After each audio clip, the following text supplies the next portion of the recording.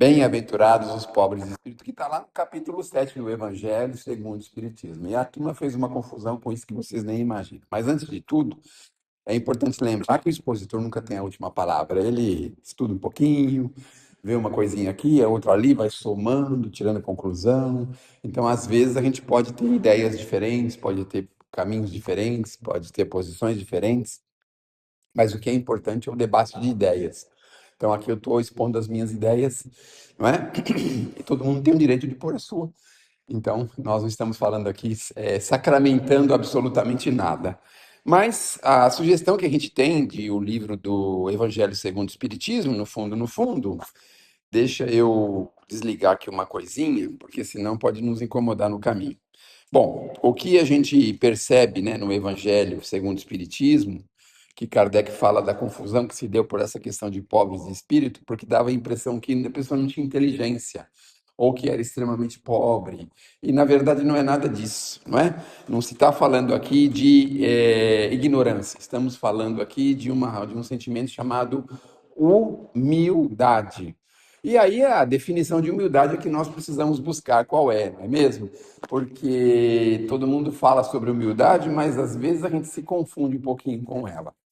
Eu fiquei surpreso de conhecer algumas coisas que eu não conhecia. Olha que interessante. E nos foi sugerido e a gente colocou aqui. E aí, na hora que eu pensei, falei: Meu Deus do céu, a pessoa humilde, uma das características é aquela que está pronta para aprender. A pessoa orgulhosa já sabe tudo. Olha só que interessante. Façam um exame de consciência, veja se vocês não se acham sabichões, que sabem tudo sobre qualquer coisa. Quando vem alguém em família, quando vem alguém de casa falar alguma coisa, você já sabe que acha que já sabe tudo e já tem a última palavra. Então, o humilde é aquele que está sempre disposto e pronto para aprender. Olha que coisa que a gente não tinha pensado. Tem um conceito de humildade também do Emmanuel, o mesmo Emmanuel lá, que foi o mentor do Chico Xavier. Ele fala para a gente assim, que a humildade não está na pobreza, nem na indigência, nem na penúria, nem na necessidade, nem na nudez, nem na fome.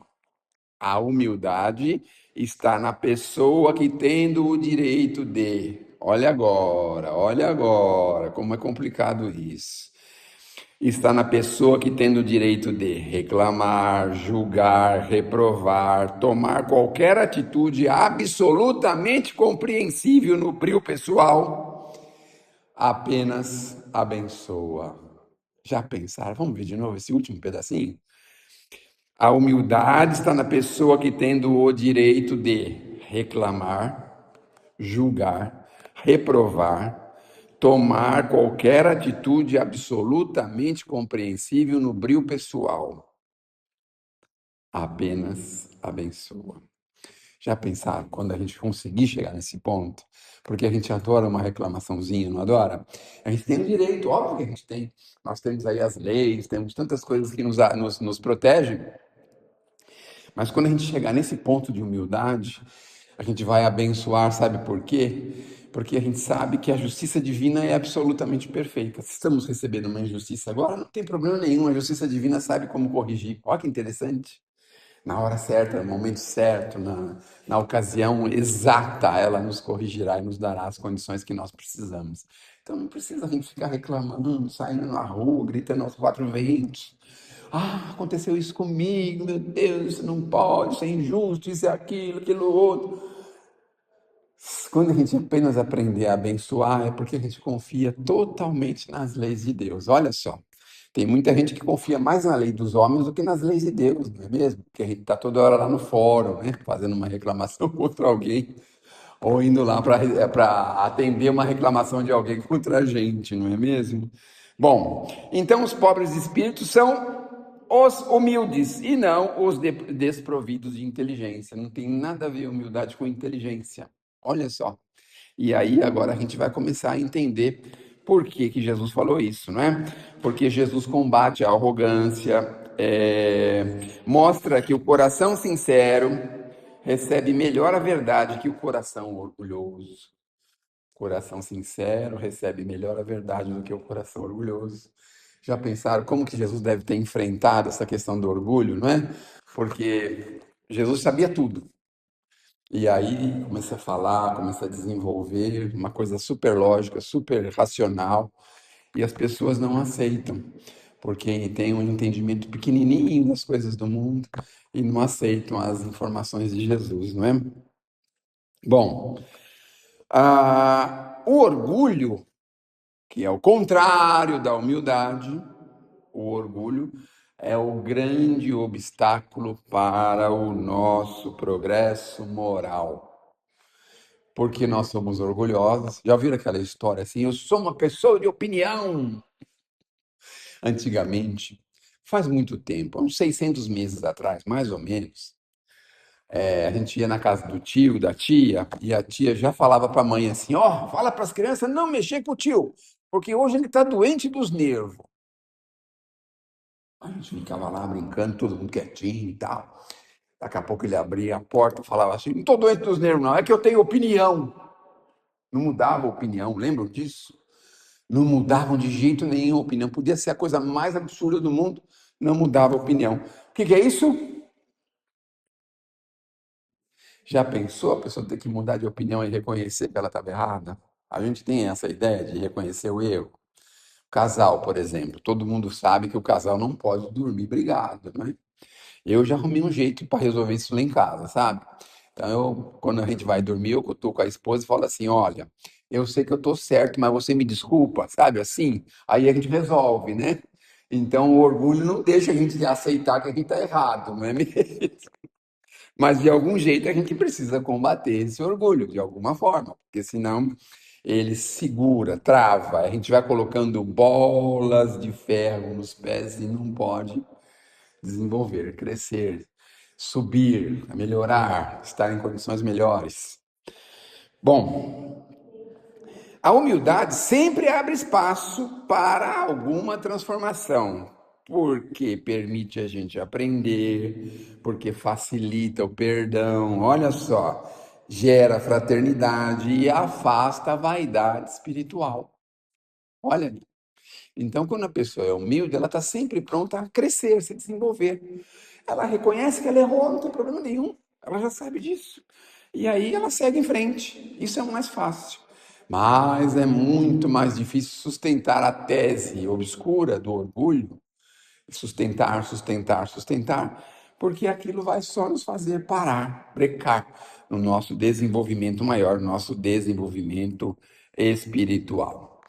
Ser pobre de espírito é ser, olha uma palavra nova aí para a gente conhecer, ensinável. Ser pobre de espírito é ser ensinável, ou seja, estar disposto a aprender, né? Bom, a humildade é uma luz, o Chico já dizia isso. É uma luz que a gente não vê, ela não aparece, mas ela ilumina. Como que ela ilumina? Quando a gente está diante de uma pessoa humilde, parece que a gente tem assim uma certa facilidade de convivência. Isso é uma luz para a gente, conviver com facilidade. Porque a maioria de nós, eu posso arriscar dizer que 90% de nós tem dificuldade de relacionamento. Por quê? Porque em algum ponto o nosso orgulho bate com o orgulho do outro. Aí fica aquela coisa, aquele choque, não é? Por isso que a gente tem dificuldades de conviver de uns com os outros. Ah, tá, mas eu estou errado ou estou certo? Não importa. O que importa é que você precisa entender que quanto mais orgulho você tiver, mais dificuldade você tem de relacionar-se com as pessoas. Ah, mas aquela pessoa, tudo bem, né? Quem vai prestar conta da vida? Somos nós que vamos prestar conta da vida dela? Ou nós que vamos prestar conta da nossa vida? Precisa a gente pensar nisso, não é? Bom, os espíritos elevados são profundamente humildes. Os espíritos elevados são humildes. E conforme eles são cada vez mais humildes, mais fácil eles evoluem e mais simples eles vão se tornando. Bom, é um assunto interessante para discutir, né? O que é simplicidade? O que é ser uma pessoa simples? Não é? Tem tudo isso, né? O que é viver com simplicidade? Ó, que a gente pode já se questionar a esse respeito, não é? Bom, ah, o Chico dizia assim, que se ele fez algum bem, foi Jesus que fez por ele. Mas se ele fez algum mal, ele mesmo que fez. Então veja só, né? Ele reconhece que as coisas boas não saíram dele, mas as coisas ruins saíram, porque a gente ainda tem uma índole duvidosa. Em algum ponto da estrada, a nossa índole se manifesta. Vocês já viram nossa índole brigando uma com a outra? Por exemplo, a humildade brigando com o orgulho, porque a gente tem que aceitar uma coisa que a gente não quer aceitar. Aí fica a humildade brigando com o orgulho. Já tiveram isso aí, esse conflito? Gente não sabe se aceita aquilo, mas aquilo vai ferir o nosso orgulho, vai ferir a nossa capacidade, a nossa vida, as nossas coisas, nossa consciência, nosso pensamento. E aí fica aquela briga, não é? E normalmente quem ganha é o orgulho, porque a humildade ela está muito fraquinha, porque a gente quase não alimenta ela, não é? O orgulho está sempre muito fortão, sempre, né? Robusto e tudo. Então é mais fácil o orgulho ganhar do que a humildade, né? Bom, o orgulho também é uma prisão espiritual. Sabia que a gente aqui na Terra, fora das cadeias de grade, nós também vivemos algumas prisões? O orgulho é uma delas, mas existem muitas outras. Mas qual, por exemplo? Dá um exemplo. A prisão do vício, por exemplo. Tem gente que está preso no vício e não consegue sair, não consegue se libertar, não é mesmo? A prisão da maledicência, que também é um vício, no fundo, não é? A pessoa não consegue se libertar daquilo. Então, o orgulho, no fundo, é uma prisão que nós precisamos aprender a se libertar. Ah, e os motivos das nossas quedas sucessivas. O bendito do orgulho. Ele que faz a gente cair. Derruba a gente todo tempo. O tempo todo ele derruba a gente. Olha só. E aí, quando a gente menos espera, tá falando sozinho, sabe? Tá olhando com um olhar esgazeado por causa do orgulho. Ah, mas como assim? É aquela coisa de opinião, aquela coisa de não mudar o conceito, de não aprender, de não querer aprender nada, de não querer estudar nada, de não querer conhecer nada. Faz a gente ficar assim, fechado, bitolado, desequilibrado, não é? Bom, olha o que Jesus fala pra gente. Quem quiser ser grande no reino dos céus, que seja o servo de todos. Olha só que coisa, não é? Quer ser grande no mundo espiritual? Seja o servidor, servidor de todos, não é? Bom, o Kardec esclarece que a humildade não é uma autodesvalorização. A humildade eleva o espírito porque abre caminhos para novas virtudes. Abre caminho para a gente reflexionar, abre caminho para a gente aprender, abre caminho para a gente exercitar novas possibilidades. O orgulho muitas vezes não permite isso. Bom, tudo isso não está de fora para dentro, está de dentro para fora. Então, o orgulho está lá dentro da gente e a humildade também está lá. Então, nós precisamos conversar uns com os outros, sentar e discutir, falar, olha, orgulho, foi bom conviver com você até agora. Olha, muitos séculos de convivência, mas agora, sinceramente, estou querendo renovar, sabe? Estou querendo mudar um pouquinho, estou querendo deixar de ser um pouco orgulhoso. Você não se incomoda com isso? Você me dá uma licencinha para mim ser um pouquinho mais humilde? Pede licença para o orgulho. Pede licença para ele, para ver se você consegue, sabe, caminhar um pouquinho mais na humildade, no amor, na fraternidade, sabe? Assim, conversa com orgulho, fala: olha, eu sei que de vez em quando você quer se impor, mas deixa eu um pouquinho se impor diferente, fazer a minha vontade diferente. Não interfere tanto na minha vida assim. Conversa com o orgulho, quem sabe ele pode dar uma chance para a gente. A gente está falando isso em tom de brincadeira, mas o que acontece? É interessante, por quê? Porque, por exemplo, uma pessoa que quer largar o cigarro, por exemplo, ou o álcool, ela não pode menosprezar o cigarro ou o álcool. Então, o Chico ensinava para essas pessoas que eles têm que falar, conversar com o cigarro, falar, olha, você foi meu companheiro tantos anos, sabe? Mas eu estou sentindo agora a necessidade de seguir meu caminho sozinho. Você me permite seguir sozinho? Sabe? Conversar. Porque quando a gente bate de frente com o negócio, parece que o negócio é pior, não é? Então, conversar com muita humildade, reconhecer que aquilo foi bom para a gente por um tempo, mas que agora não está sendo muito mais bom, que nós queremos andar mais sozinhos, com mais condições. Então, conversar com aquele problema que está nos afligindo. Era isso que o Chico fazia, não é? Bom, ser pobre de espírito é ser rico em Deus, ou seja, ser humilde é ser rico de Deus dentro da gente. O reino dos céus começa quando nós cessamos as disputas, silenciamos o ego. E teria que conversar sobre o ego, não é? O egoísmo, não é? O ego, que é as coisas que a gente só pensa em nós, só vê, nós só pensa, nós só quer pra gente, não é? E nos tornamos ferramentas de amor. Assim, quando a gente começa a se tornar ferramenta de amor, o reino dos céus está começando a se desenvolver dentro de nós. Então, ninguém vence sozinho, Deus é a luz e nós somos os fios que o conduzem. Então, para a gente poder viver o Evangelho, é muito, muito, muito importante que a gente passe a buscar a humildade. E você sabe que o orgulho ele se manifesta, ele é tão capcioso, assim, tão capcioso, que a gente não percebe que a gente está sendo orgulhoso. Ele é tão capcioso a esse ponto. Eu me lembro de um conhecido que ele tinha um carro grande. Na época era caminhonete. Hoje é SUV, tem uns nomes diferentes de carros grandes. Mas ele tinha uma caminhonete. Então, com aquela caminhonete, ele achava que podia subir na calçada, avançar no farol, entrar sem olhar, fazer as coisas assim como se ele fosse o maior do mundo. E ele um dia percebeu que ele, quando alguém falava com ele, ele sempre olhava de cima para baixo, porque a pessoa sempre estava abaixo dele. Olha só que interessante isso. Aí ele falou assim: Nossa, mas esse carro está me favorecendo o orgulho, está me favorecendo ser uma pessoa orgulhosa. Na época, todo mundo que via um carro grande chamava o dono do carro de folgado, porque eles aprontavam com aqueles carros grandes. E os pequenininhos tinham que sair correndo deles, sair de perto, né? Tinham que sempre andar longe deles, porque sabe lá o que que aquele motorista queria fazer. Então, ele percebeu que aquele carro promovia nele o sentimento de orgulho. Olha só. E a gente nem sabia disso, nem percebeu isso, não é? Quando a gente vai, por exemplo, num balcão de uma loja, como que a gente se comporta diante do mau comportamento da atendente?